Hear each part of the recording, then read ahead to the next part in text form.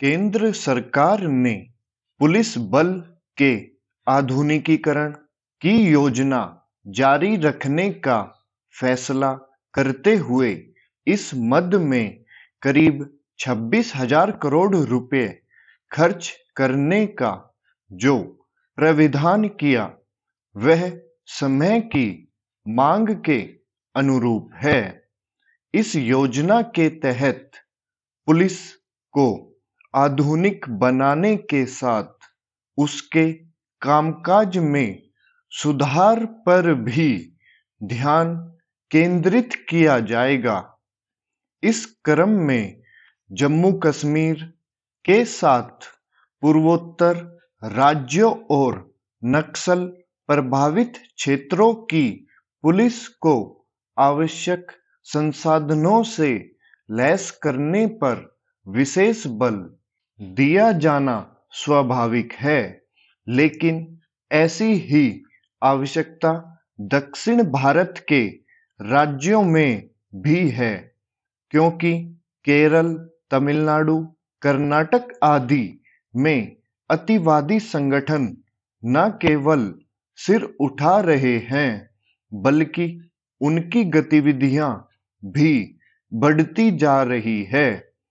तथ्य यह भी है कि ऐसे अतिवादी संगठनों को बाहरी ताकतों का सहयोग समर्थन मिल रहा है।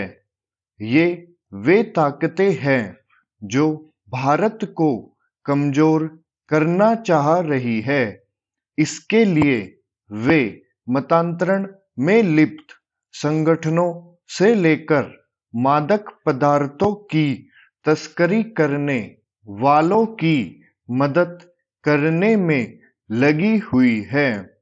इन बाहरी ताकतों में कुछ ऐसी भी है जो कथित तौर पर नागरिक अधिकारों और पर्यावरण जैसे मसलों की आड़ में भारत के हितों को नुकसान पहुंचाने का इरादा रखती है। इसी कारण आंतरिक सुरक्षा के समक्ष खतरे बढ़ रहे हैं। चूंकि आंतरिक सुरक्षा के लिए खतरा बने तत्व आधुनिक तकनीक से लैस होकर नित नई चुनौतियां पेश कर रहे हैं, इसलिए यह आवश्यक ही नहीं अनिवार्य है कि हमारी पुलिस और अन्य सुरक्षा एजेंसियों के साथ खुफिया तंत्र भी न केवल समुचित संसाधनों से सज्जित हो, बल्कि संख्या बल के अभाव से भी मुक्त हो। यह ठीक नहीं कि अनेक राज्यों में पुलिस कर्मियों के हजारों पद रिक्त हैं। पुलिस बल को केवल आधुनिक तकनीक एवं संसाधनों से ही लैस नहीं होना चाहिए, बल्कि उसकी मदद के लिए उच्च गुणवत्ता वाली फोरेंसिक लैब भी विकसित की जानी चाहिए। इसके अतिरिक्त आपराधिक न्याय तंत्र को प्रभावी बनाने के साथ पुलिस कर्मियों को आवश्यक सुविधाएं भी उपलब्ध कराई जानी चाहिए, ताकि वे काम के बोझ से मुक्त हो सकें। यह ठीक है कि हाल के समय में ऐसे कुछ कदम उठाए गए हैं, लेकिन वे अभी अपर्याप्त हैं।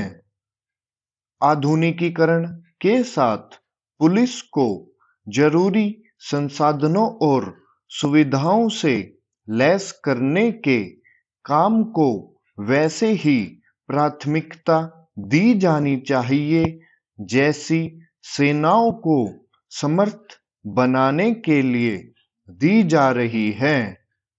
चूंकि आंतरिक सुरक्षा के समक्ष जो भी खतरे हैं, उनका पहला सामना पुलिस ही करती है, इसलिए उसे और अधिक दक्ष एवं सक्षम बनाने की जो पहल केंद्र सरकार कर रही है, उसमें राज्यों का सक्रिय सहयोग आवश्यक है।